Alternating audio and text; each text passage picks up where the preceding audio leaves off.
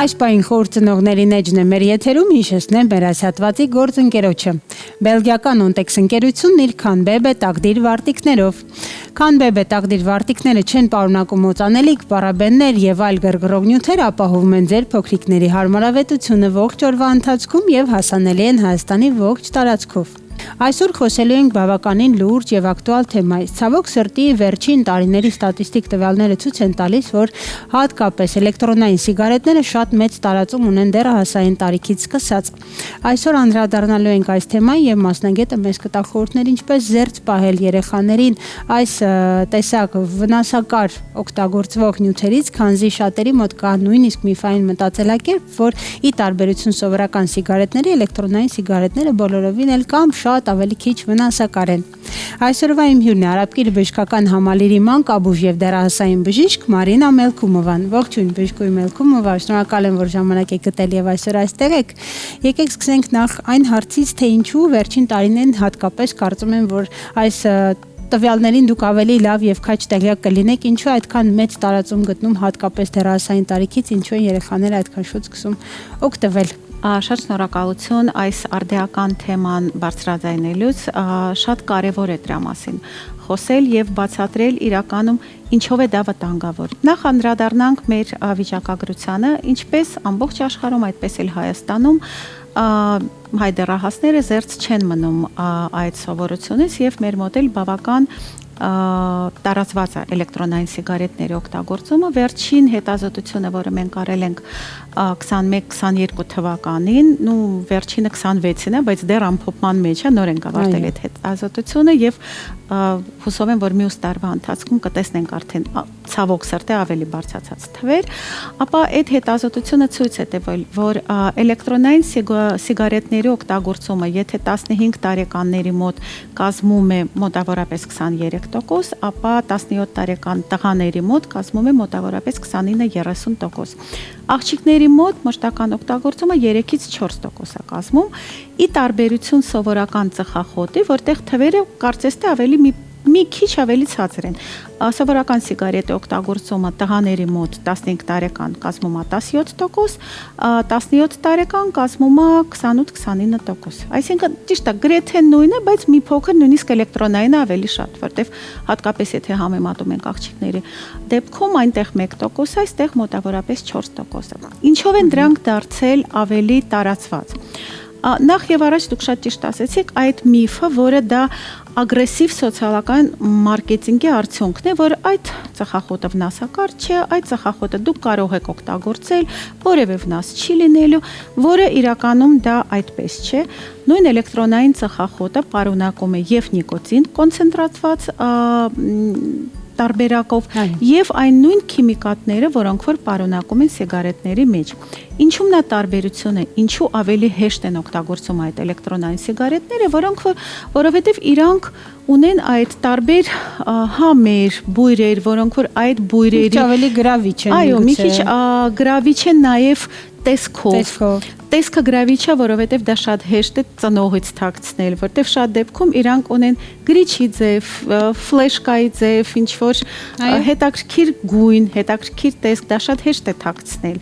Եվ այդ նույն հոտը, եթե ծխախոտ օգտագործելուն մարդը, որ ներս է մտնում, դուք անմիջապես կարող եք հասկանալ, որ ինքը ծխախոտ է օգտագործել, ապա այս հոտերը դուք կարող եք եւ չհասկանալ եւ չպատկերացնել, որ ինքը դա է օգտագործում։ Դրա համար քանի որ այդ հոտերն էլ մեջը կան, ինքը ավելի հեշտ է դա ծխում, ավելի խորը կարա ներքաշի եւ քանի որ այդ էլեկտրոնային սիգարետների մեջ այդ հեղուկի շնորհիվ ինքը դառնում է աերոզոլ, ինքը ոչ պակաս ավելի վտանգավոր է, եթե ոչ ավել նույն թոքերի, նույն բրոնխների համար եւ բրոնխներում ինքը ստեղծում է մշտական այդ բորբոքումը, այսինքն բոլոր այն խնդիրները, որ մենք գիտենք, որ ծխախոտի օգտագործման հետ կապված կան, իրանք նույն ձևի կան նաև էլեկտրոնային սիգարետների հետ կապված։ Ավելին, նույն ծխախոտը, ինչպես նույն նիկոտինը, այդ նիկոտինային կախվածությունը, որը մենք խոսում ենք սովորական, այսպես ասած, արդեն ավանդական սիգարետների պարագայում, նույն ձևի կա էլեկտրոնային սիգարետների օգտագործման դեպքում եւ նիկոտինը ազդում է երեխայի զարգացման, ուղեղի զարգացման վրա, որովհետեւ խախտվում է այդ ուղեղի, այսպես ասած, քիմիան եւ այդ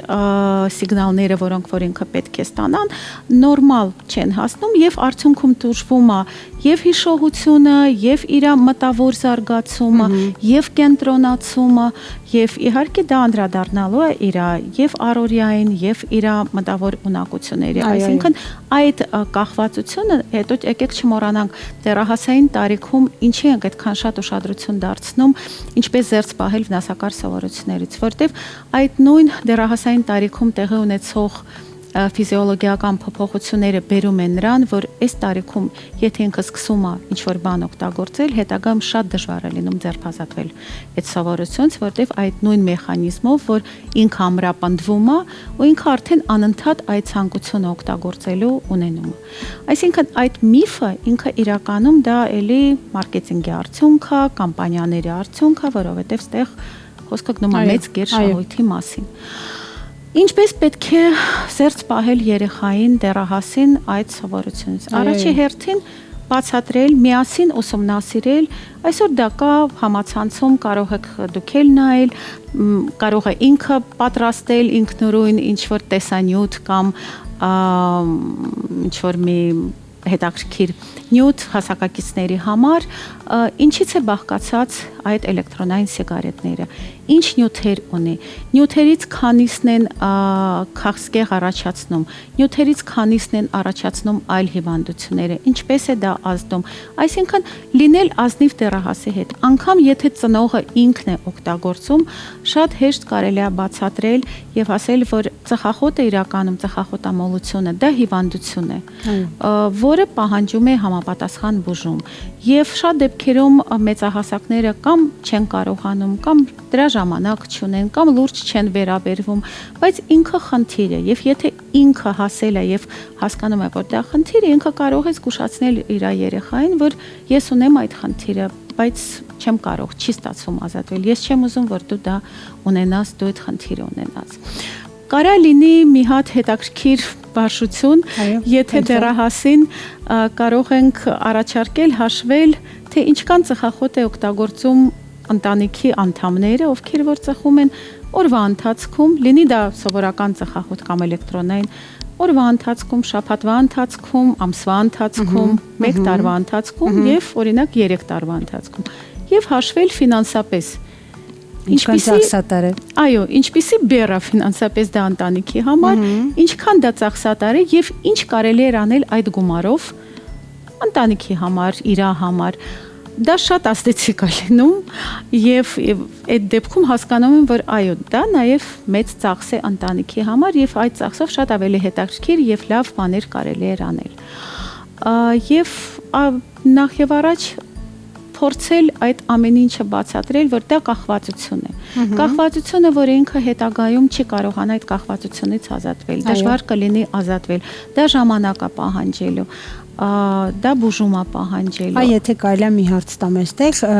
համաձայն եմ, որ միգուցե ֆինանսական է, բայց փորձը ցույց է տալիս, որ մեծահասակների դեպքում դա ընդհանրապես չի աշխատում, միգուցե ձեր փորձից ելնելով կարող է դեռահասների դեպքում աշխատի, արդյոք կան օրինակ։ Ես գիտեմ, որ կան ծամոններ, պլաստիկներ, որոնք մեծահասակների դեպքում օգտագործվում են, այսինքն կոնկրետ ավելի բուժական միջոցառումներ եւ մեթոդներ, որ օրինակ երեխան դիմի, ինքը գիտակցաբար հասնի այդ գիտակցմանը, որ ուզում է հրաժարվել, բայց չի կարող։ Իրենց դեպքում ինչ է կիրառվում այլ խորհուրդներ, որոնք որ եւ ծնողը եւ բժիշկը կարող է ներգրավել ու օգնել ազատվել։ Դեռահասների պարագայում խոսք ավելի շատ գնում է հոգեբանական աջակցության մասին, որովհետև այո կային դեղորայքներ, որոնք որ ավելի շատ նախատեսված են մեծահասակներին, դեռահասների մասով, լավ, չնկարեն դեռահասների մասով դեռ տենց հստական չկա, դրա համար խոսքը այդտեղ ավելի շատ հոգեբանական։ Ստոպտոն դուք ասեք, որ կա միայն հոգեբանական, դրա համար այս բացատրական զրույցը օգնության դեպքում էլ դիմեն մասնագետի։ Այո։ Դեռահասների պարագայում ավելի շատ մեզ անհրաժեշտ է հոգեբանական աջակցություն, իհարկե 18-ից բարձր արդեն երբ չափահաս են դառնում, որոշակի դեղորայքներ, որոշակի նյութեր կարող են օգտագործվել, ցանկացած դեպքում եթե կան խնդիրներ, եթե կան ահազանգներ, պետք է դիմել մասնագետի եւ մասնագետի օգնությամբ, մասնագետի հետ միասին արդեն անցնել այդ ճանապարհը։ Այնուամենայնիվ, իհարկե ցանկալի է չօգտագործել, չսկսել օգտագործել ծխախոտը, որովհետև նույն էլեկտրոնային սիգարետները օգտագործելուց ինքը կարող է հետո անցնել սովորական ծխախոտի, ավանդական ծխախոտի եւ նույն չափով, եթե ոչ ավել, օգտագործել այդ ավանդական ծխախոտը։ Դրա համար փորձեք զերծ մնալ ծխախոտից, փորձեք ավելի հետաքրքիր ժամանց գտնել ձեզ համար, որտեղ շատ դեպքերում նաև այդ ծխախոտի օգտագործումը ինչից է լինում, հասակակիցների ազդեցությունից, եթե բոլորը օգտագործում են, ինչու ես չօգտագործեմ, ձանձրույթից, եթե չգիտի ինչ անել, դե էտել են առաջարկել, ինքն էլ է փորձում, երբ որ ուզում են մեծ Երևալ հասակակիցների աչքերում, թեկուզ մեծահասակներին ցույց տալ, որ իրանք էլ ոչ պակաս մեծ են, սկսում են ծխախոտ օգտագործել։ Այսինքն խոսքը գնում է ինքնավստահության, ինքնադրսևորման, եսի մասին, շփման, ինչ-որ ապացուցելու, նաև դեռահասային տարիքում բոլոր այդ հոգեբանական process-ները շատ բուրն են անցնում, դրա համար փորձեք գտնել ավելի հետաքրքիր տարբերակ ժամանցի, ինքնադրսևորման եւ եղեք զերծ ծխախոտի օգտագործումից։ Համաձայն եմ, շնորհակալ եմ շատ հետաքրքիր զրույցի համար։ Ինչպես լսեցիք, սիրելի հեռուստադիտողներ, եւս մեկ անգամ համոզվում ենք, որ էլեկտրոնային սիգարետները բոլորովին զերծ չեն պահելու կախվածությունից, այդ նույն նիկոտինային կախվածությունից, նույնիսկ հակառակը կան շատ համոզույչ տվյալներ, որ հաճախ մարդիկ սկսում են էլեկտրոնային սիգարետներից, որովհետեւ դրանք թվացial ավելի անվտանգ են, բայց ստացվում է, որ ժամանակի ընթացքում մենք այդ նույն նեյրոմեդիատորների, որոնց մասին բուժքն խոսեց, այդ կախվածության process-ի եւ զարգացման թողարկման մասին, իրենք պահանջելու են ավելի ու ավելի շատ քանակի եւ այսպես ասած խտության նիկոտին, որից հետո շատ հեշտությամբ անցնում են նաեւ սովորական սիգարետների։ Կարծում եմ, որ այսօրվա նյութը ձեզ համար հետաքրքիր էր, ինչու ոչ նաեւ սկսել աշխատել, եթե ձեր երեխաները կամ տան անդամները դեռահասները, ովքեր օգտագործում են սիգարետ եւ դուք կողմ չեք դրան, ապա անպայման սկսեք այդ բացատրական աշխատանքները, որոնք որ այսօր լսեցիք։ Ես հիշեցնեմ մեր այս հատվածի գործընկերոջը Բելգիական Ontex ընկերություն իր Canbebe տաղդիր վարտիքներով, որոնք հասանելի են Հայաստանի ողջ տարածքում, չեն պարունակում պարաբեն, օծանելիք եւ այլ գրգռող նյութեր, օգնում են ապահովել ձեր փոքրիկների հարմարավետությունը ողջ օրվա ընթացքում։ Իսկ մենք գնացինք առաջ։